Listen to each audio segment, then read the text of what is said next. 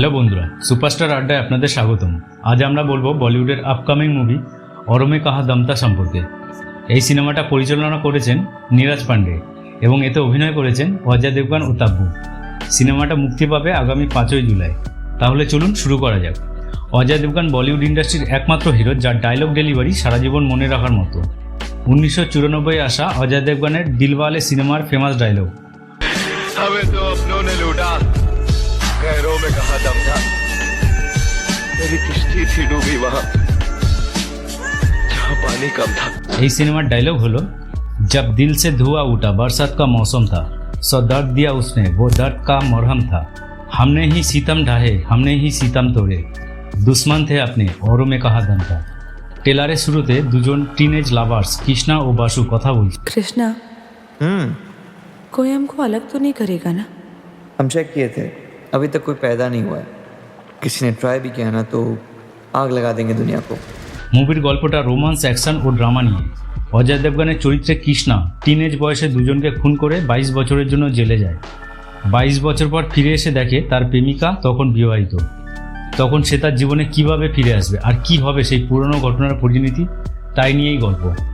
কৃষ্ণার জীবনে অনেক বাধা বিপত্তি ছিল। টিনেজ লাইফে সে তার লাভ লাইফে খুব খুশি ছিল। তার প্রেমিকা ছিল তার জীবনের কেন্দ্র। কিন্তু এক রাতের ঘটনার পরিপ্রেক্ষিতে সে দুজনকে খুন করে। জেলে থাকার সময় সে শুধু তার প্রেমিকাকে আর তাদের অসমাপ্ত ভালোবাসাকে মনে করে। 22 বছর পর মুক্তি পেয়ে দেখে তার প্রেমিকা অন্য কারোর বিবাহিত। এখন সে কি করবে?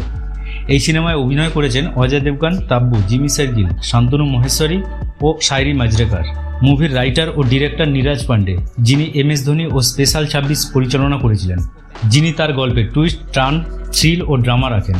তার আগের কাজগুলির মতো এই মুভিতেও থাকবে একটি শক্তিশালী কাহিনী ও সাসপেন্স। এবারও নতুন কিছু নিয়ে আসছেন। মুভিটি প্রযোজনা করেছেন ফ্রাইডে ফিল্ম ওয়ার্কস ও প্যানোরামা স্টুডিও। অজয় দেবগনের শেষ 3টি মুভির বক্স অফিস রিপোর্ট যদি দেখা যায়, তাহলে ময়দান বক্স অফিসে ফ্লপ হয়েছিল, শয়তান সুপারহিট আর ভোলা এভারেজ ছিল। কিন্তু তার আগের সিনেমা দৃশ্যম 2 বক্স অফিসে ব্লকবাস্টার হয়েছিল।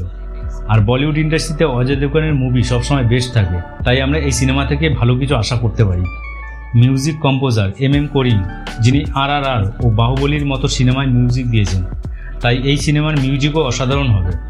সিনেমার ভিজুয়াল এফেক্ট, সিনেমাটোগ্রাফি ও অন্যান্য প্রযুক্তির দিক থেকে খুব উচ্চমানের হবে।